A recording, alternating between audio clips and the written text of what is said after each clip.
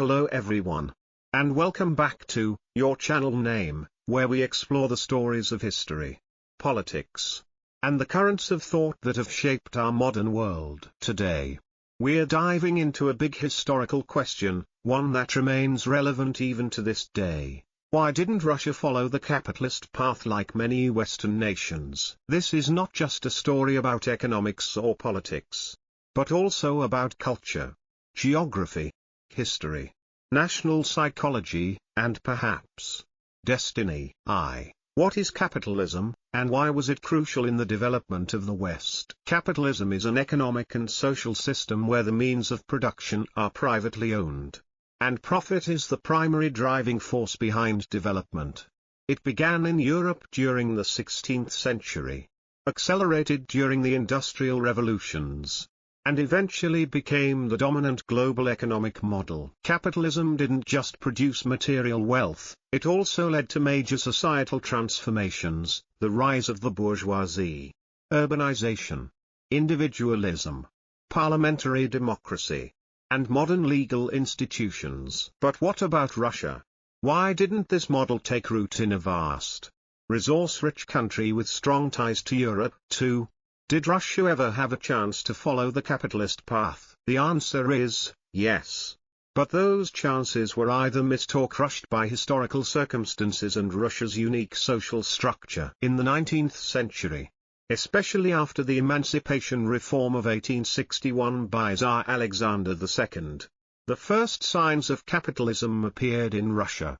Light industry grew in major cities like Moscow and St. Petersburg, and a bourgeois class began to emerge. However, unlike the West, this class was small, weak, and lacked the power to shape society. Meanwhile, the majority of the population were still peasants, living in traditional communal villages, dependent on landowners and the central state.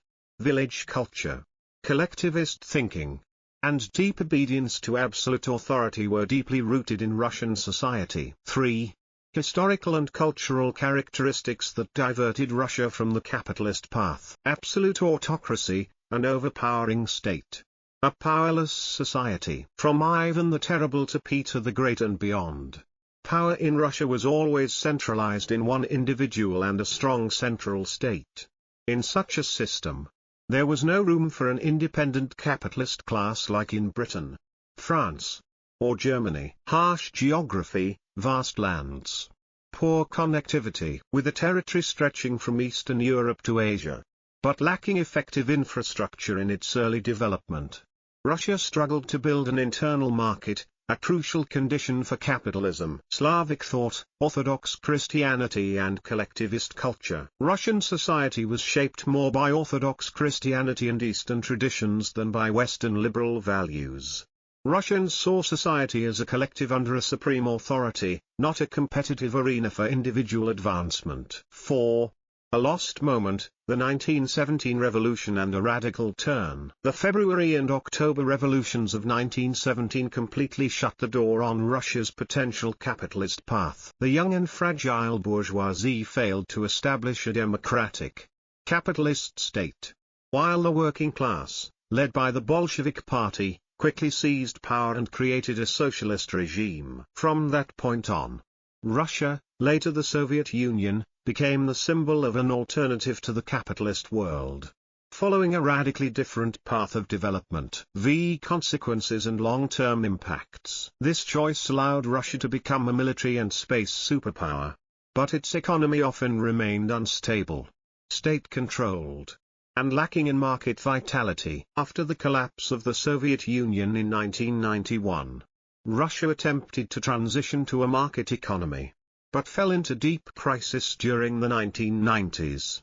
The recovery under Putin was driven mainly by energy exports and centralized power, not liberal capitalism. Even today, Russia maintains a unique model, not fully socialist, but also not a free market capitalist state like the West. So, we've explored the main reasons why Russia didn't follow the capitalist path like the West, from historical and cultural roots to the pivotal events of the 20th century. Russia's story shows us that history does not follow a single path.